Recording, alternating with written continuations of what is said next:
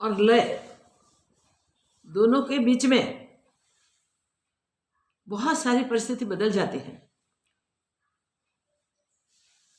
और प्रलय के बाद भी फिर उत्पत्ति, अव्यक्त व्यक्त हो जाता है, बहुत रूपों में व्यक्त हो जाता है। ऐसा चक्र हमेशा चालू रहता है, पर वह प्रकृति का चक्र है। मगर आत्मा तो तब भी अबदल है। ऐसे अबदल आत्मा को सर्व रूपों में प्रणाम। निश्चय से जिसने भी दृढ़ कर लिया है कि मुझे इसी जन्म में ही मेरी खुद की पहचान करनी है, वो पुरुषार्थ करके वो पहचान पा सकता है, कर सकता है। 10 प्रकरण अष्टावक्र गीता के हमने पूर्ण किए। आज 11वें प्रकरण में हम प्रवेश करेंगे। 10वें प्रकरण का अवलोकन करें तो शुरुआत हुई ज्ञान जिज्ञासु के प्रश्न से, जिसके मुक्ति की उत्कंठा, ज्ञान की प्रबल जिज्ञासा और वैराग्य के लिए गुरु के पास से कैसे वैराग्य हो सके, वो जानने की प्रबल इच्छा लेके एक शिष्य जब गुरु के पास पहुंचता है, तब गुरु उसे इतनी जिज्ञासा लेके आया हुआ तो होता है, इसलिए उसको बराबर देखते हैं कि ये जिज्ञासा उसकी सत्य है या नहीं है, वास्तव में उसे ज्ञान प्राप्त करना ही है या नहीं है, और सही में वो वैराग्य चाहता है या नहीं है। तो इसकी इस प्रकार की कसौटी होती है। जैसा शिष्य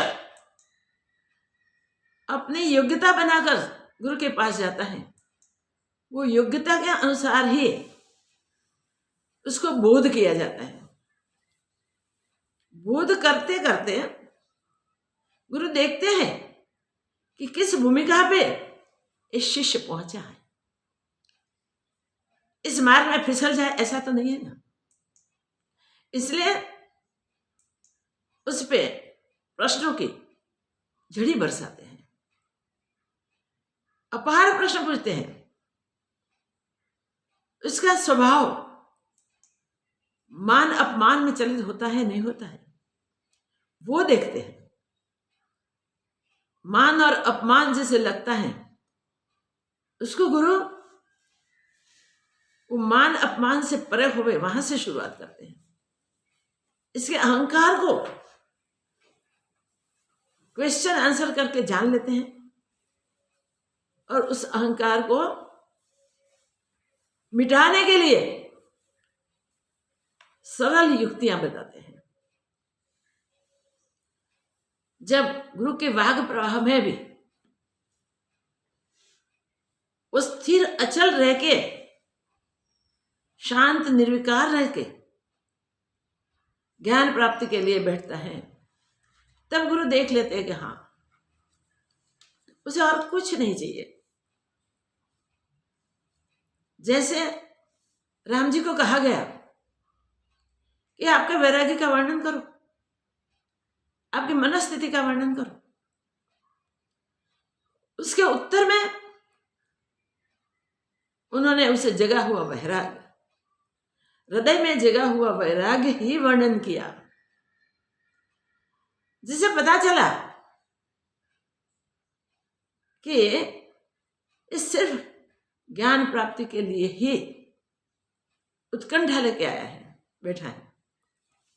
विश्वामित्र तब कहते हैं कि आपको ये ज्ञान प्राप्ति की इतनी प्रबल जिज्ञासा है, इसलिए हम वो ही युक्ति करेंगे जिस युक्ति से आप जल्दी से जल्दी ज्ञान प्राप्त कर लेंगे। और जब पूरा वर्णन हो गया राम जी का,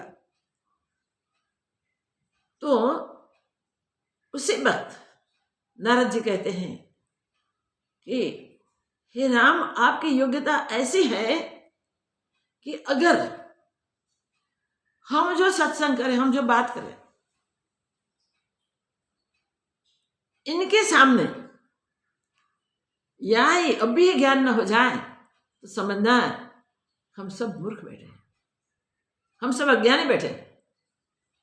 कैसी योग्यता चाहिए हमें समझ लेना चाहिए। ऐसे ही अष्टावक्र गीता में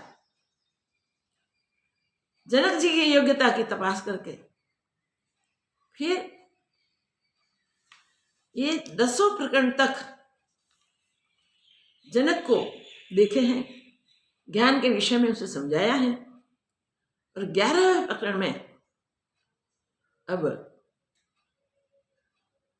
जो उपदेश किया जाता है वो उपदेश नहीं है, शिष्य की योग्यता के अनुसार का, उसके अनुभव के अनुसार का ज्ञान ही गुरुदेव प्रकट करते हैं।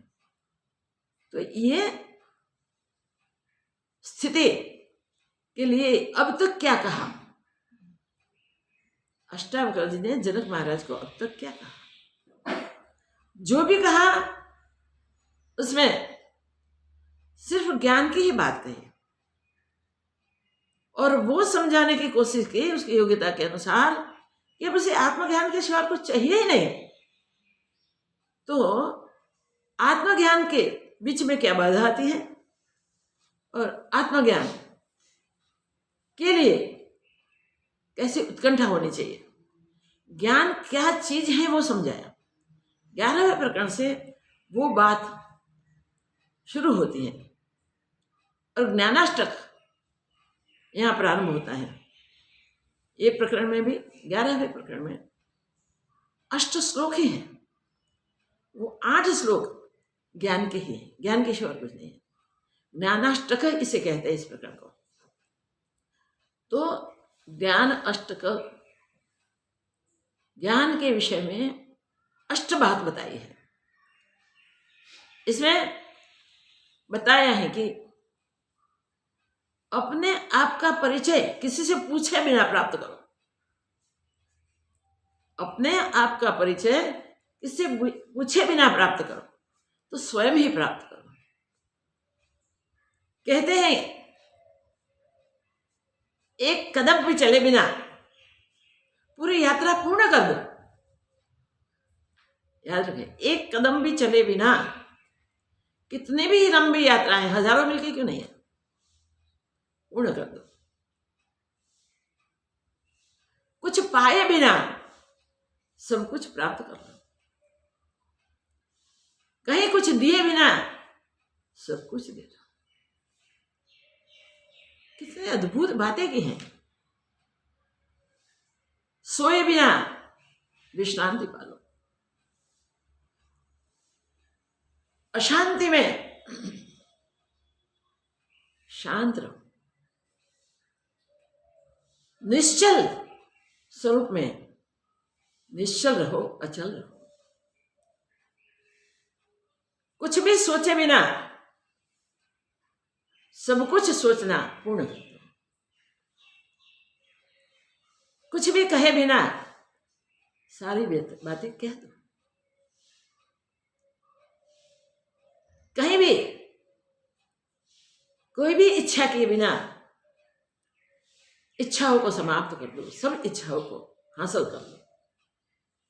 जिसमें सब इच्छाएं समाई हुई हैं, जिसमें हमारी शुभ इच्छाएं उत्पन्न होकर फिर लय हो जाती है, उसे पाल करता है। तो इस परम तत्व आत्म तत्व के विषय में अभी तक इस प्रकार बातें की है। किए बिना सब कुछ कर लो, बोले बिना कोई बात न रह जाए, इसका ध्यान रखो। चलते हुए भी नहीं चलते ऐसा अनुभव बना रहे। चलो मगर अचल, कितनी बड़ी बात है।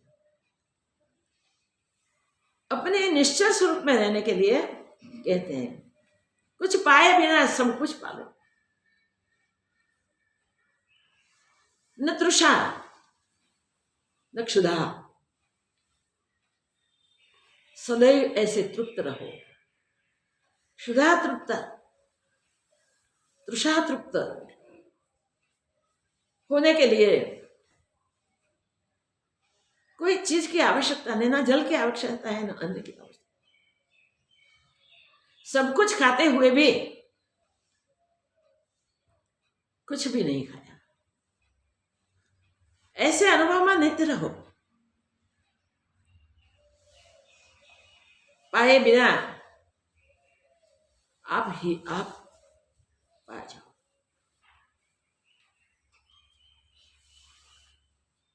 न मुख होना है, न गूंगे होना है, फिर भी मुख रहो, गूंगे रहो। कितना भी बोलो, बोल रहो। कहां भी जाओ, हटो नहीं। इसके लिए अब तक की बातों में एक ही बात अष्टावक्र मुनि ने कही है कि तुम जो हो उसे पान लेने के लिए अंतर्मुख हो जाओ और कुछ करने की जरूरत नहीं। पढ़े बिना सब शास्त्र पढ़ लो। वाणी आपसे परे है, वाणी आपको प्राप्त ही है, फिर भी बोलने की कोई आवश्यकता नहीं, कोई जरूरत नहीं है। देखे बिना सब कुछ देख लो, सुने बिना सब कुछ सुन लो, छुए बिना सब कुछ का अनुभव कर लो। सर्व स्वाद की इच्छा भी नहीं है और उस स्वाद किया भी नहीं है, फिर भी सब स्वादों के स्वाद तुम हो। इसको जानने के लिए उद्यम कर लो। सब बातें यही की हैं कि हमेशा अचल रहो आप में, खुद में। वो तुम्हारा स्वरूप जो है उसे जाने बिना जान लो। जानोगे तब तक द्वैत है में। जाना हुआ है, पाया हुआ है, नित्य प्राप्त है, उसके लिए क्या जानकारी। अंतर्मुख होके बस अपने आप की खुद की पहचान करो। पूरे 10 प्रकरण में सिर्फ आत्मज्ञान पाने के लिए अंतर्मुख होने की बात कर दी है। करते हुए अकर्ता रहो, भोगते हुए अभोक्ता रहो। बहुत गहन बातें सरलता से समझा दी है, युक्तियां हैं सारी। अब ज्ञानाष्टक कह रहे हैं। ज्ञानाष्टक को समझने के लिए, जानने के लिए हमें 8 श्लोक में जो एक तत्व है उस पे अपने मन को केंद्रित करना है, अपने निष्ठा को स्थिर करना है, आप में रहकर आपको जानना है। इसलिए अष्टावक्र जी महाराज ने 11 प्रकरण में प्रथम श्लोक में ही कह दिया है, और वो श्लोक पहले 8 श्लोक पढ़ेंगे, फिर उस पर चर्चा विचारणा करेंगे। 8 श्लोक देखते हैं। भावा भाव विकारश्च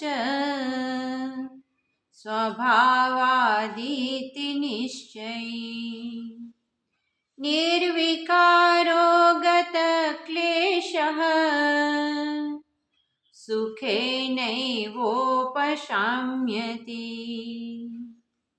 ईश्वरः सर्वनिर्माता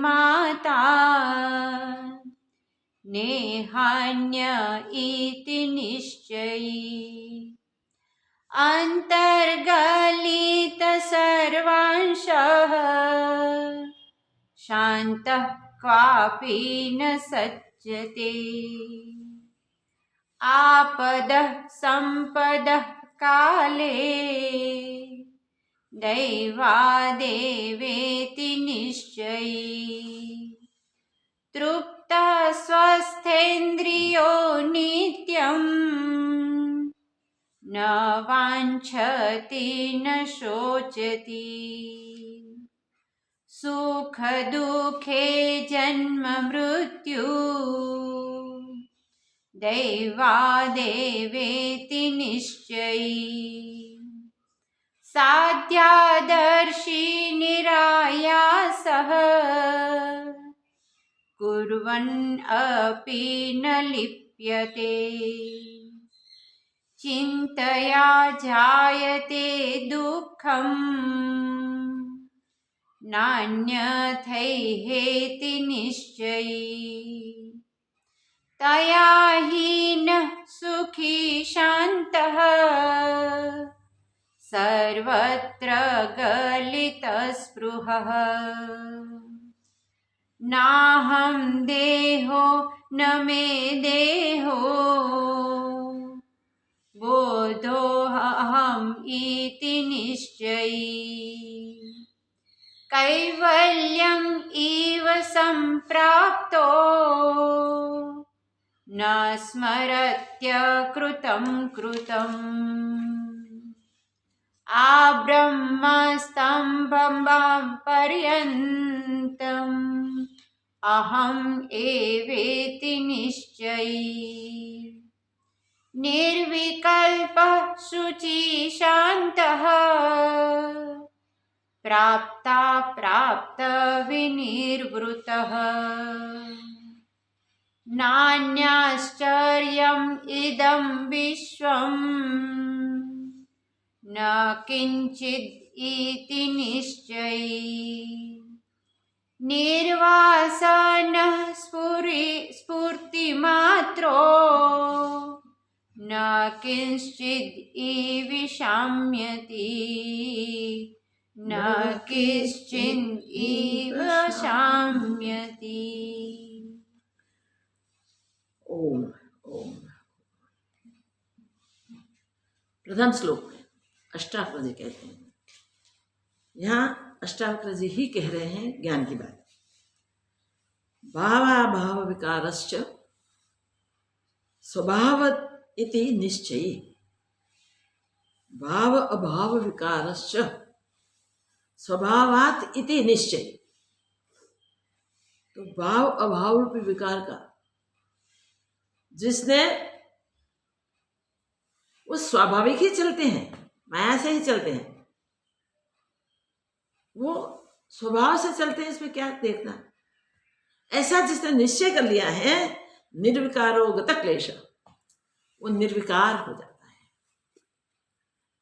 उसका निश्चय है कि ये सब माया की प्रकृति में रचना है। कुछ भी परिवर्तन हो जाए तो परिवर्तन के साथ वो नहीं जुड़ते, परिवर्तन अपरिवर्तन में वो सम रहते हैं। भाव अभाव में होवे न होवे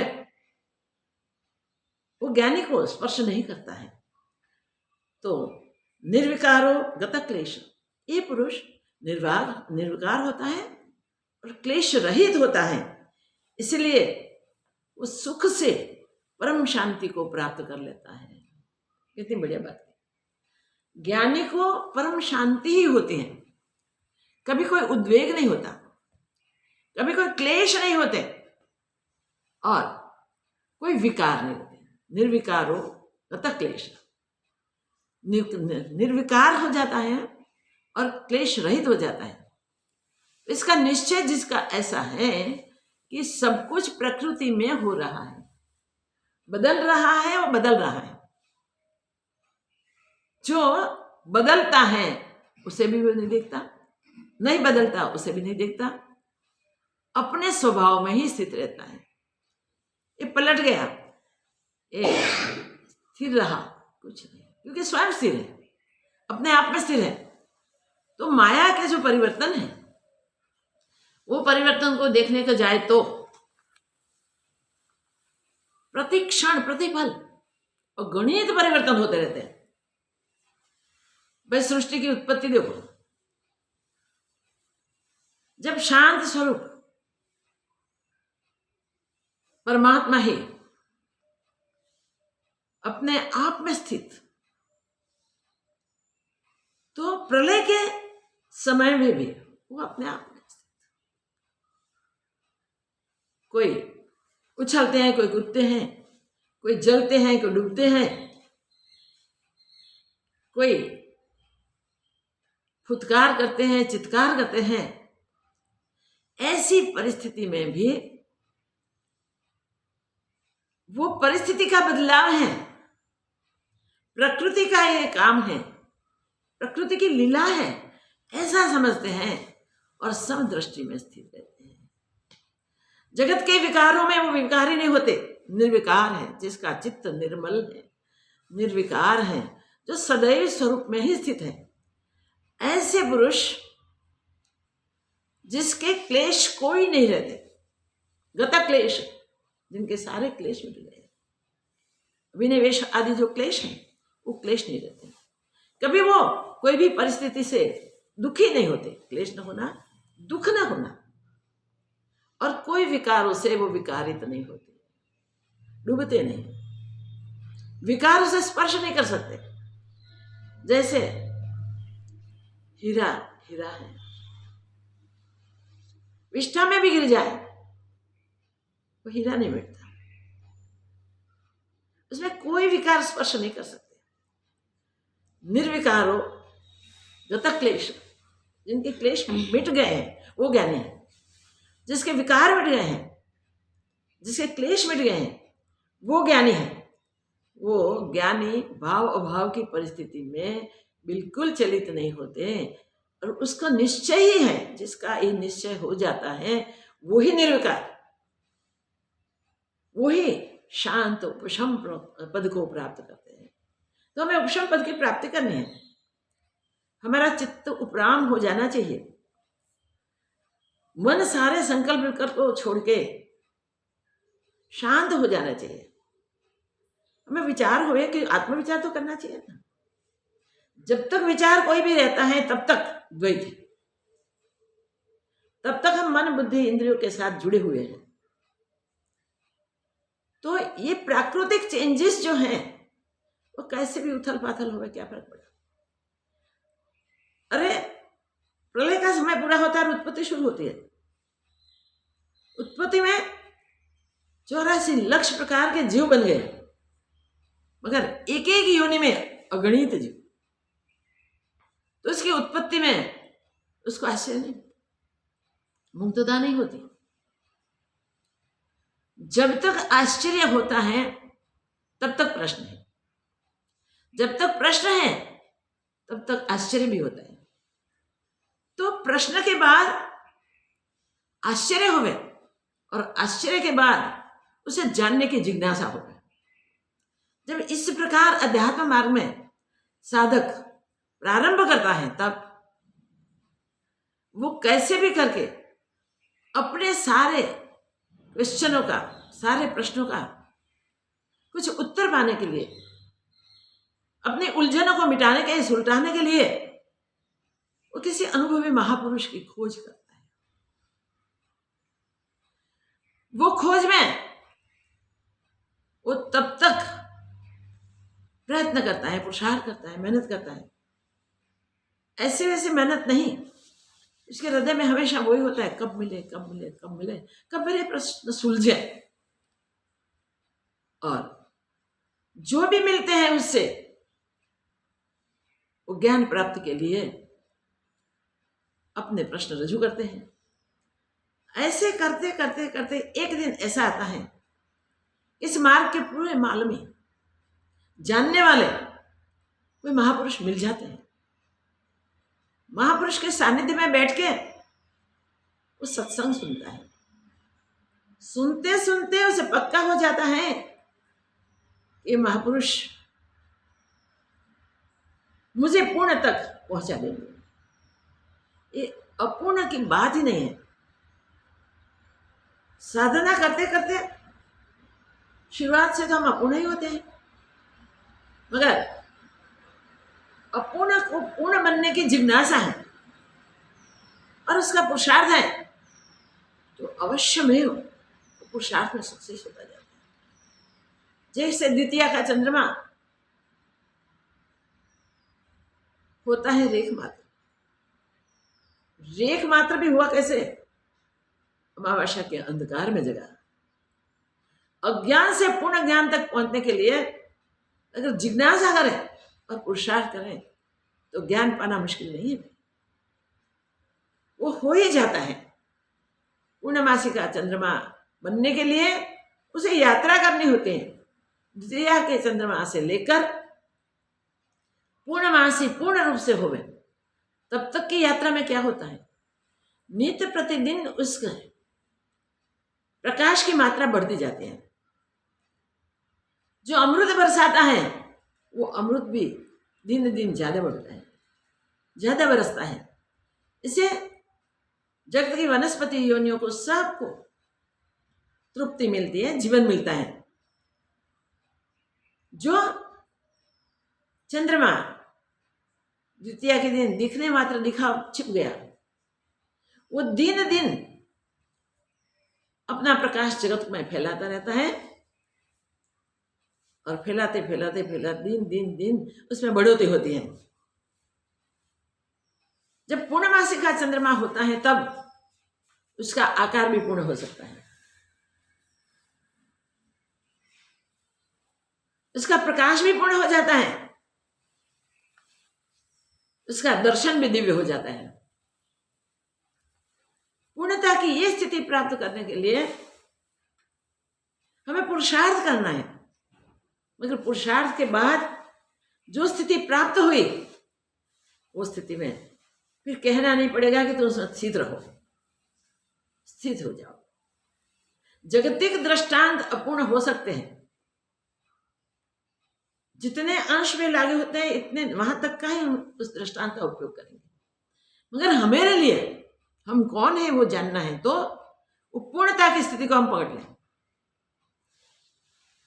न कोई उनका आदि अंत सोच सकता है, किसी को उसका एक छेड़ा नहीं मिलता, एक भी नहीं मिलता, सर्वांश से पूर्ण।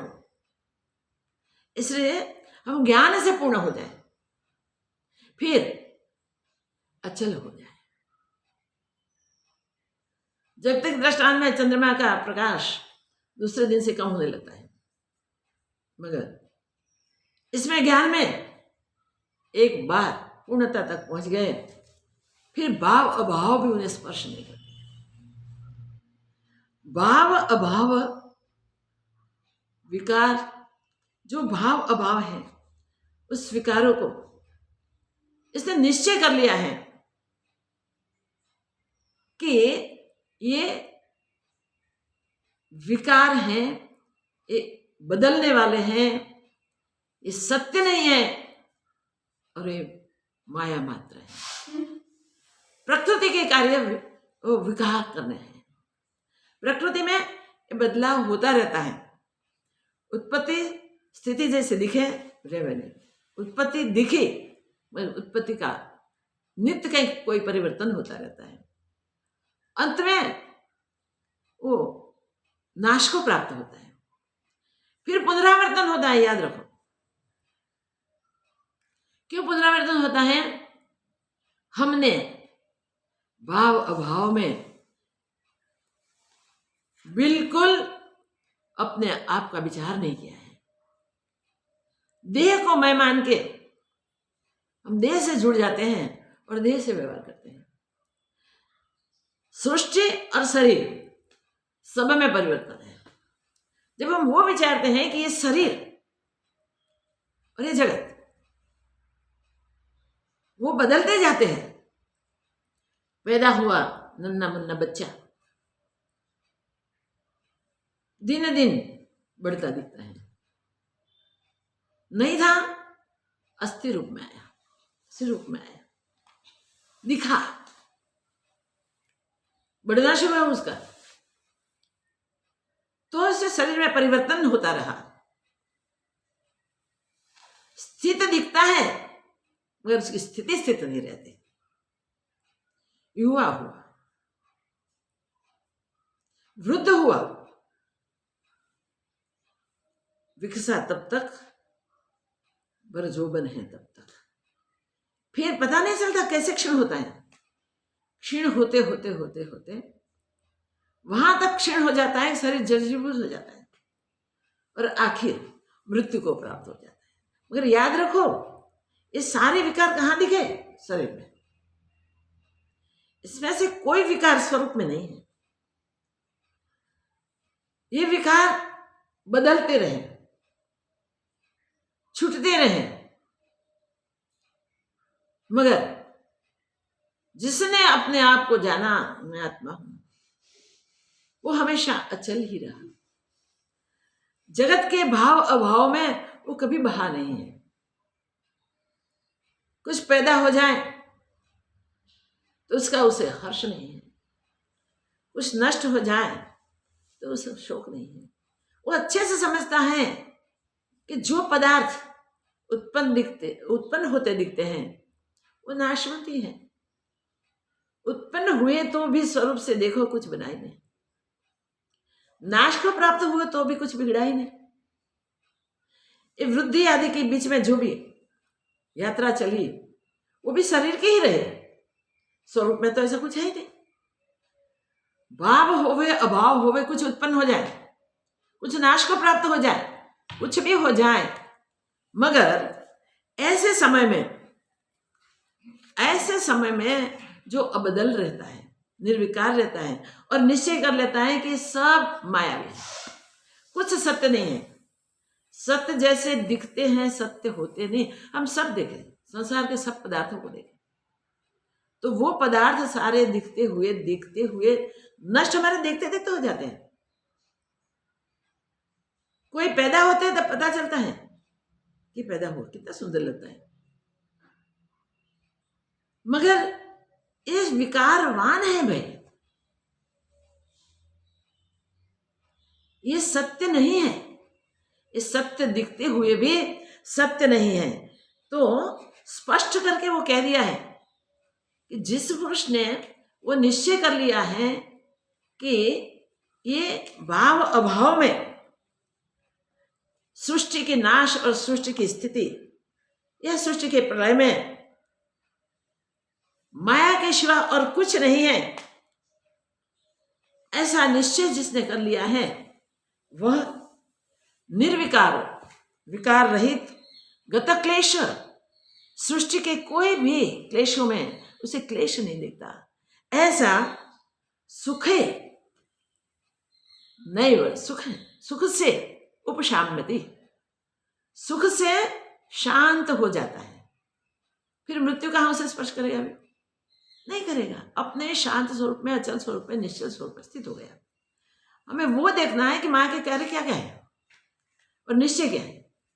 हमें निश्चय क्या करना है, माया के सारे कार्यों में हमें निश्चय क्या करना है।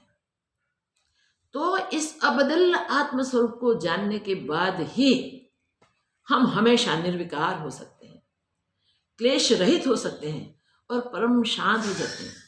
प्रलय के प्रलय हो जाएं तो भी हमारी शांति विक्षिप्त नहीं हो सकती। ये तेल उकलता हुआ, कड़ा में पड़ा हुआ, पात्र में पड़ा हुआ तेल को आग दी जाए, वो उबलने लग जाए, जल डालने से वो शांत ना होवे, वो तो उछल के बाहर में कई लोगों को जला दे। और कोई उपाय ऐसा नहीं है कि इस तेल को हम शांत कर सकें।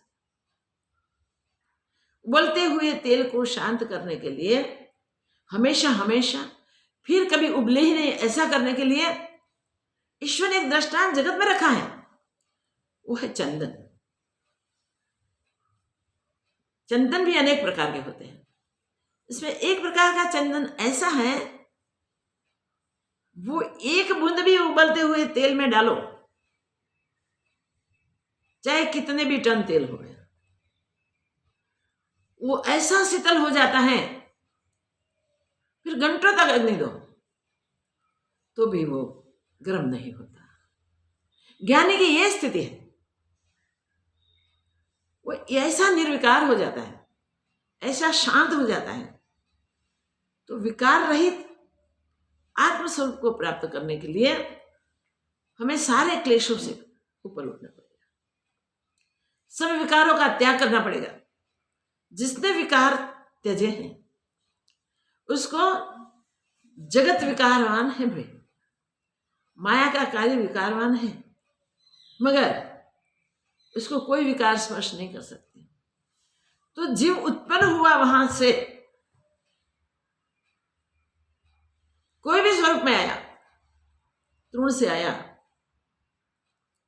चर अचर रूप कोई भी हुआ उसका, इस सब जीव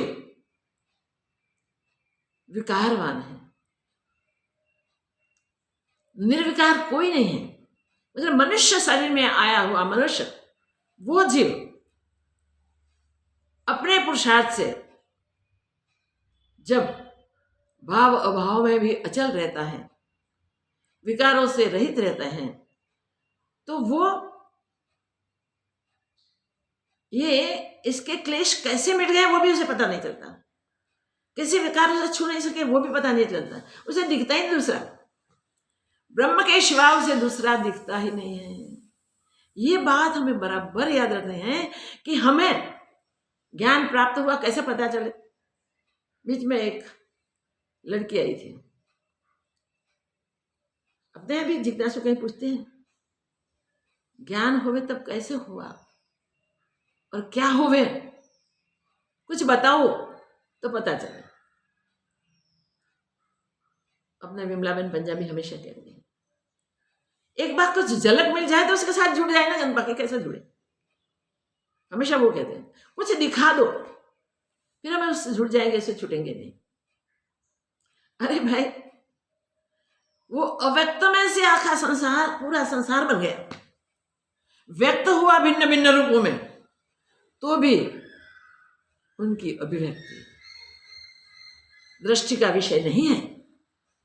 उसको व्यक्त रूप में देखने के लिए भी अभ्यास करना होता है। अव्यक्त को व्यक्त रूप में देखने के लिए इस संसार में हमारी दृष्टि बदलनी पड़ती है।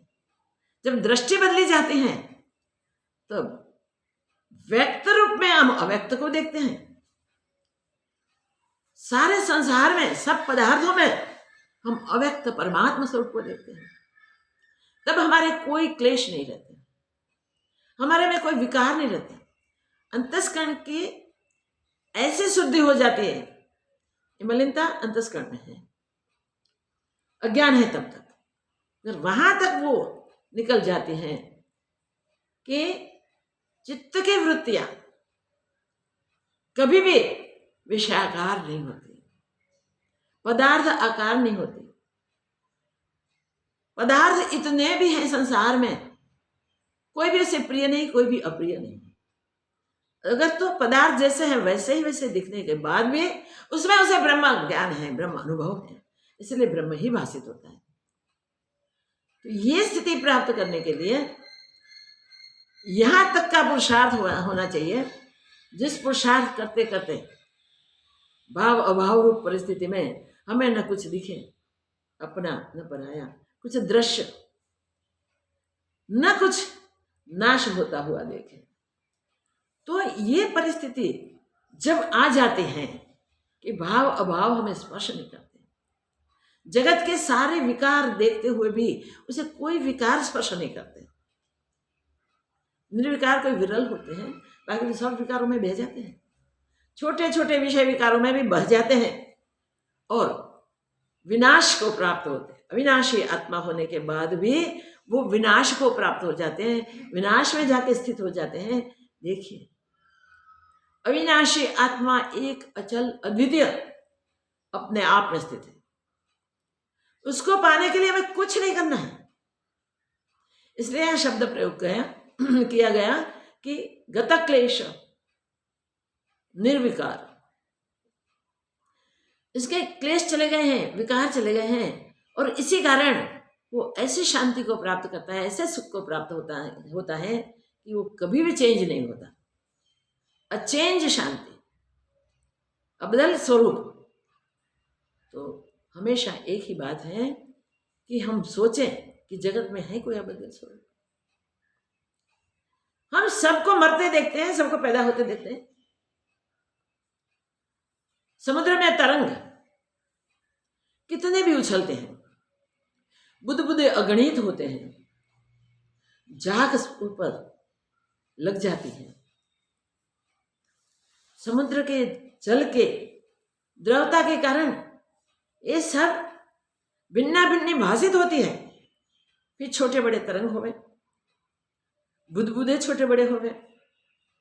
अगर जल के पछाड़ के लिए कारण उत्पन्न हुए जाग हो, मगर वो जल के सिवा और कुछ नहीं है। जल ही ने स्वयं इतने रूप लिए हैं, मगर वो रूप अनित्य है, नित्य नहीं है। उछला हुआ जल अगर समुद्र में जाके गिरे तो वो समुद्र ही है, मगर समुद्र से बाहर निकल जाए, किनारे की रोती है, वो रेती में गिर जाए, थोड़े समय में उसका अस्तित्व नहीं दिखेगा। जल जल रूप में नहीं रहेगा, क्योंकि वो विकारवान है। मगर वो समुद्र में गिरा, वो जल ही है, जल ही हुआ, उछला तब भी और मिल गया तब भी जल ही है। अगाध जल, अमाप जल, उसका माप कोई नहीं ले सकता। नारेली पूनम के दिन, रक्षाबंधन के दिन मछुए सब जो बारिश के दिनों में अपनी नौकाओं को नांग कर बैठ गए थे, वो आते हैं समुद्र किनारे पे, समुद्र का पूजन करते हैं, उसमें पूजन करके नारियल चढ़ाते हैं, फिर अपने नौका को लेकर निकलते हैं। वो व्यापार शुरू होते हैं, बिजनेस करने के लिए निकलते हैं। वो अपने साथ बांस रखते हैं नौका में और पानी नापते जाते हैं।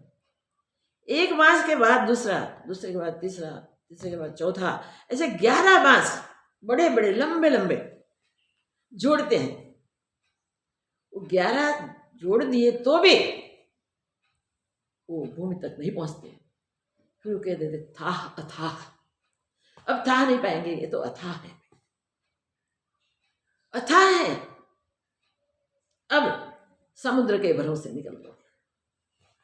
जो ऐसा शरण जाते हैं वही समुद्र में ही पार हो जाते हैं। ऐसे भवसागर में हम देखते हैं कि इसका अंत कोई नहीं पाया। जो माया को देखने को गया वो सब खो गया। योग वाशिष्ठ में कई दृष्टांत आते हैं, हमने सत्संग में देखे हैं। जो माया को देखने के गए वो खुद खो गए। उनका अंत हुआ, माया का अंत नहीं हुआ। माया ऐसे भी बेअंत है, फिर भी अनिर्वचनीय वो माया माया है। जब माया का ही थाह नहीं ले सकते हैं तो हमको हुए कि परमात्मा का थाह कैसे लेंगे, कैसे पहुंचेंगे, कैसे पाएंगे? नहीं, यहां ही सोचने का है। पाना वो हमारी अज्ञान की स्थिति है, परमात्मा को पाना है वो अज्ञान की स्थिति है। मगर ये गीता में कथम ज्ञानम अवाप्नोति, कैसे ज्ञान प्राप्त किया जाए, ये प्रश्न पूछा है। तो इस बंधन में हम अपने कर्मों के हिसाब से आ गए हैं, तो ये जग बंधन से हम कैसे छूटे, कथम मुक्ति भविष्य। और गलती से आगे लगता है कि ये जगत मिथ्या है, उससे उपराम होना पड़ेगा। जगत का आकर्षण बहुत बहुत बहुत बुरा है। वो असावधान मनुष्य को खींच के ले ही जाता है। ये आकर्षणों में न फंसे, इस सबसे हमें वैराग्य कैसे। तो ज्ञान की जिज्ञासा लेके जो शिष्य निकले हैं वो गतक्लेश हो जाते हैं, वो निर्विकार हो जाते हैं। पहला ही 11 प्रकरण का श्लोक में कहता है कि निर्विकार कैसे होना है, गतक्लेश कैसे होना है। सब शास्त्रों में इनडायरेक्टली या डायरेक्टली ये बात बताई है कि जो झूठा है वहां बैठे हो, वहां से सत्य को प्राप्त करने के उठो, पुरुषार्थ करो कि सत्य सत्य है, ना असतो भावो, गीता ने कहा है, और ना अभावो सत। सत का अभाव नहीं, असत्य सत्य हो नहीं सकता। सत्य का अभाव नहीं और असत्य का अभाव नहीं। यहां भाव अभाव का अर्थ हम समझे कि जो नित्य है वो नित्य है, मगर जो नित्य और अनित्य दिखते हुए पदार्थों में अचल है, उसी की ये जानकारी है। तो निश्चय से जो सत्य है वो परमात्मा है, ऐसा निश्चय कर लें, और जो असत्य है वो जगत है, संसार है, ये भी दृढ़ता कर लें। इति निश्चय, जिसने ये निश्चय कर लिया है, तो भाव अभाव विकारश्च न इति, भाव अभाव विकारश्च, वो तो विकारवान है। इति निश्चय, जिसने निश्चय कर लिया, दोनों बात जिसने निश्चय कर लिया, पूरा संसार भी सत्य नहीं, और जिसको हम भाव मानते हैं वो सत्य नहीं पूरे संसार में। तो सत्य क्या? सत्य प्राप्त की जिज्ञासा लेके जब जाते हैं, तब पहले जिज्ञासा लेके गए थे जनक जी, और इतने चर्चा के बाद अब वो बताया गया कि नहीं। ज्ञान किसको कहते हैं? भाव अभाव, परिवर्तन अपरिवर्तन में वो चलित नहीं होता। दृश्य में जो बहता नहीं है, आकर्षित माया सबको आकर्षित कर देती है, बड़े बड़े संतों महंतों को भी गिरा देती है। तो वो माया इतनी जबरदस्त है, इतनी प्रबल है, तो उसके जाल में ज्यादा करके बहुत से लोग आ जाते हैं। सिर्फ जिसने पुरुषार्थ करके कहीं भी अपनी वृत्ति को नहीं छोड़ी, सिर्फ अपने आप में स्थित हुआ, वही क्लेश रहित, विकार रहित होके अपने शांत स्वरूप में स्थित हो सकता है, विश्रांति पा सकता है। कैसी विश्रांति? अचल विश्रांति। मृत्यु जैसी घटना भी उसे मार नहीं सकती, क्योंकि मरने वाला शरीर है। मैं तो अमर आत्मा हूं, ऐसा निश्चय है जिसमें देहाध्यास ही नहीं रहा, और ऐसी घटना में भी अचल रहते हैं। पहले ऐसे राजवी थे, ऐसे बादशाह थे, छोटे से गुने में भी अगर नहीं है गुना तो भी गुना मान के किसी की सुन के मृत्युदंड दे देते थे। वह ज्ञानी उसी समय पे भी अचल रहते थे। कोई आके जयदेव जी की जैसी स्थिति, कोई आके हाथ पैर काट दे, पूछा जाए बताओ ऐसी दशा आपकी किसने की? कुछ नहीं बताते। जयदेव जी की ऐसी स्थिति में हाथ पैर काट के कुएं में डाल दिए थे, सूखे कुएं में, जैसे कांटे झांक रही थे और कुछ नहीं था। कितनी चोट लगी होगी।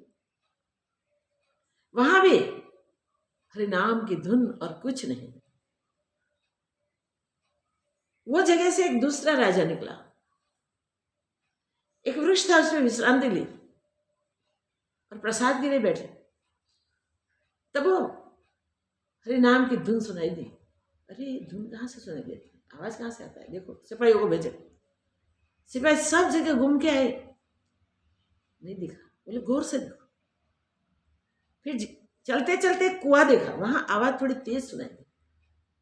देखा तो हाथ पैर कटा हुआ कोई आदमी। राजन को जाके समाचार दिया, ऐसे हालत, अरे जल्दी निकालो। वैद्यों को बुलाओ, ट्रीटमेंट करानी चाहिए। राज में ले गए, ट्रीटमेंट कराई, हाथ पैर अच्छे हो गए। हर प्रकार से पूछने की कोशिश की कि आपकी हालत किसने की? किसी ने मुझे कुछ नहीं किया। एक ही आंसर।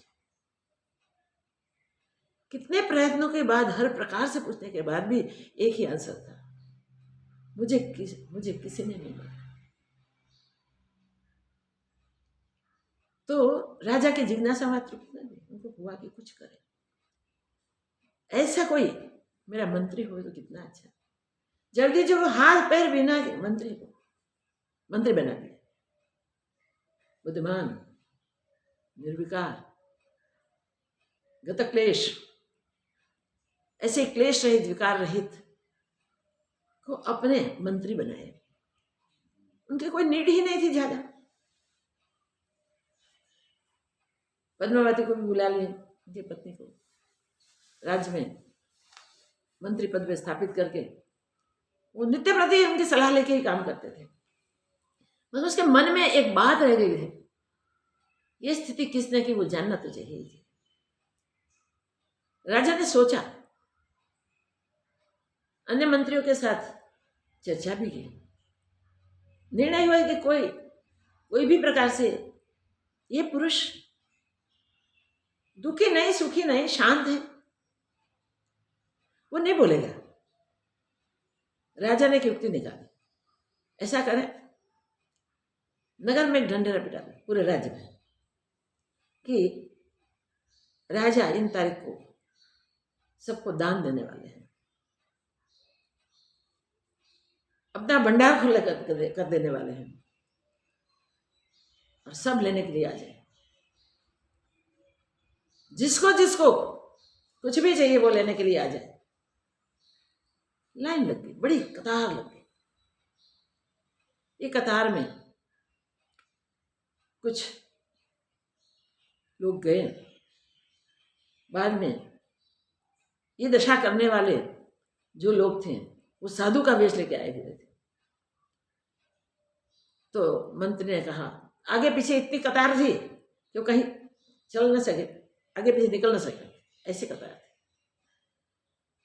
ये मेरे मित्र हैं, ये संत आते हैं, वो मेरे मित्र हैं, उसे बहुत धन देना, उसको धन की आवश्यकता है। राजा खुश हो गए, वाह, कभी नहीं मगर आज मांगा है। जब उनकी बारी आई तब अढळक धन दिया। शाम होने आ रही थी, रात्रि हो जाए तो तब तो पैदल चला जाता था। ये धन कोई लूट न ले, इसलिए उसको छोड़ने के लिए धन उठवा के सिपाहियों को साथ में भेजे। रास्ते में इन लोगों ने बेचा कि हमारा घर देखने के लिए युक्ति की है, और ये आदमी ने ये सब बात बता दी है। जैसी हमारी मति होती है ना, वैसी गति हो जाती है। दुर्मति से दुर्गति होती है, सन्मति से सद्गति होती है। शुरुआत सन्मति से की हुए, और हमें सन्मति तो यही है कि हमारी बुद्धि निश्चय करे, कैसे भी करके इसी जन्म में साक्षात्कार हो जाए, रियलाइजेशन हो जाए। तो सिपाही छोड़ने के लिए गए, रास्ते में पूछा क्या है क्या नहीं है, तो बोले कि हम सब है ना राजा के वहां काम करते थे, वहां ये आदमी ने चोरी की थी, इसलिए राजा ने उसको हाथ पैर काटने की सजा करके कुएं में फेंक दिया। इसलिए उन्होंने बताया, ये सब बाहर न पड़े, किसी को पता न चले, इसलिए बताया ये हमारे मित्र हैं। उसी समय पृथ्वी फट गई, वो उतर गए अंदर, बंद हो गई पृथ्वी। आके सिपाहियों ने राजा को बताया, राजन ऐसा हुआ। राजा को पता चल गया कि ये चोरों ने ही जयदेव के हाल किए हैं।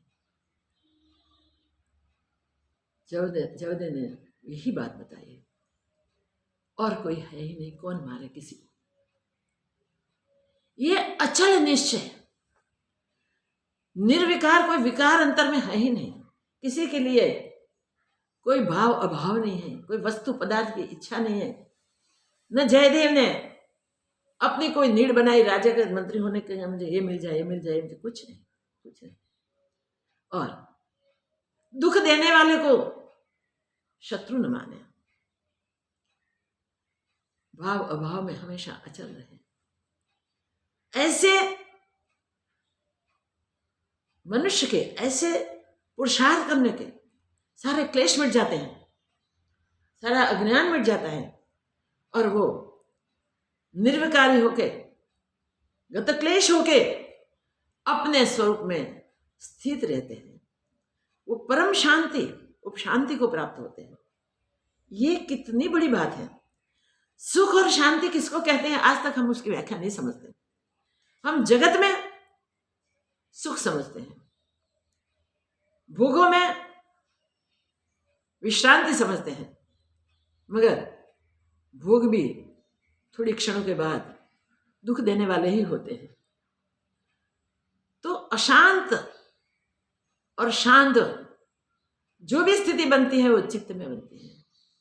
जिसका चित्त ही चैतन्य हो गया, जिसका चित्त ही अपने निजी स्वरूप में स्थित हो गया, वो परम शांति में हमेशा हमेशा के लिए स्थित हो जाता है। तो ज्ञान की स्थिति, अब ज्ञान की बात बताइए, ज्ञान प्राप्ति से क्या होता है। देखो, तो सारे जगत के कोई भी विकार उसे स्पर्श नहीं कर सकते। ये दृश्य जगत उसे सत्य नहीं भाषित होता, और पूर्ण जगत में भी पूर्ण ब्रह्म की ही अनुभूति होती है।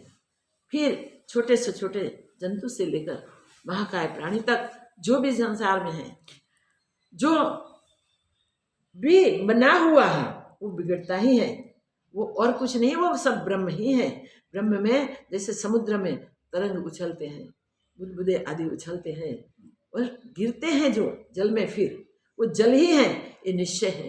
वैसे ही जो बाहर गिरे वो खो जाते हैं।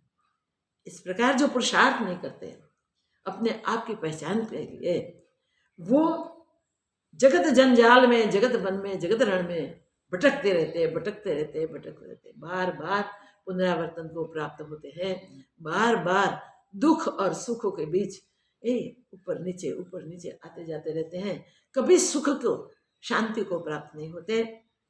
जिसने भी एक पुरुषार्थ कर लिया, जगत में भाव अभाव कुछ देखा ही नहीं, निर्विकार स्थिति चित्त की कर ली है, न मन कोई संकल्प विकल्प करता है, न चित्त विषयों के विषय भागता है। अगणित चित्त की वृत्तियां होते हुए भी जो पदार्थ देखे उसका आकार वो ले लेती है। ऐसी अगणित वृत्तियां होते हुए भी सब अचल चैतन्य स्वभाव में हो जाते हैं। उनके सारे क्लेश चले जाते हैं, उनको कोई विकार स्पर्श नहीं करते हैं। ऐसे परम शांति को, परम विश्रांति को अपने आप में ही हमेशा हमेशा के लिए स्थित हो जाते हैं। तो याद रखें, परमात्मा प्राप्ति कहें या ब्रह्म, वो प्राप्त ही है, उसकी प्राप्ति करने की नहीं है। हमने जो आज तक उसे नहीं जाना और भाव अभाव रूप जगत में हम उसे सत्य मान के लगे रहे हैं। इस झूठे शरीर को जो सत्य नहीं है, जो रहने वाला नहीं है, जो मरने वाला है, उसको ही सत्य समझ के व्यवहार हमने किए हैं। वो सब हमें बांधने वाले हैं और जन्मों की परंपरा में डालने वाले हैं। पूरे कष्ट असह्य भुगताने वाले हैं। तो हम अपने आप को सुधार लें और हम ब्रह्म हैं ऐसा निश्चय कर लें। तो हे जनक, आपने वो जिज्ञासा लेके यहाँ आके यहाँ तक प्राप्ति की है, हर कसौटी में से सक्सेस हुए हो और तुम ब्रह्म ही हो, सर्व ब्रह्म ही है, ऐसा तुम्हारा निश्चय है। ज्ञान यही है सबके लिए। वो ज्ञान अब खुला रख दिया शास्त्र में, जिससे हम भी उसकी प्राप्ति कर सके। ओम पूर्णमदः पूर्णमिदं पूर्णात् पूर्णमुदच्यते पूर्णस्य पूर्णमादाय पूर्णमेवावशिष्यते। ओम शांति शांति शांति। श्री सद्गुरुदेव की जय।